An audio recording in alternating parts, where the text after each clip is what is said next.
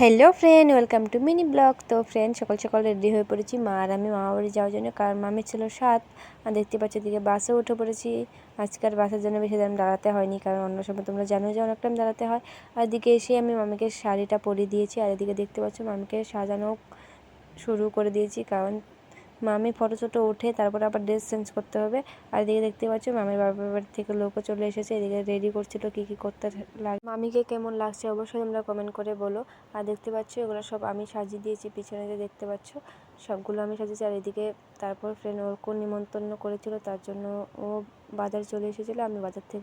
আমিও বাজারে গেলাম, কারণ ও কিছু কিনবে, মামিকে গিফট দেবে। তো তার জন্য তো আমরা মামির জন্য কুর্তা কিনে নিয়েছিলাম দেখতে পাচ্ছ। এদিকে তারপর আইসক্রিম খেয়ে নিলাম দুজনে, আর আইসক্রিম খেয়ে টোটো করে আবার চলে আসলাম আমার বাড়িতে। এসে দেখি মামি এদিকে শাড়ি চেঞ্জ করে নিয়েছে, চেঞ্জ করে তারপর দেখতে পাচ্ছ যেখানে কি খাওয়াচ্ছিল, দুধ নাকি দই খাওয়াতে হয় কিংবা জানি না কি খাওয়াচ্ছিল।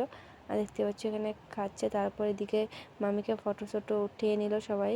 আর তারপর এদিকে সব রেডি করা হয়ে গেছে, এখন মামি খাবে। তারপর দিদা এখানে আশীর্বাদ তো করে নিল, কারণ আশীর্বাদ তো করতেই হবে। আর দেখতেই পাচ্ছ তারপর এদিকে মামিও আশীর্বাদ করে নিল। তো মিনি ব্লগটা কেমন হয়েছে অবশ্যই কমেন্টে জানিও, ভালো লাগলে লাইক করে দিও। নেক্সট পার্টে দেখতে পারবে মামির বাসি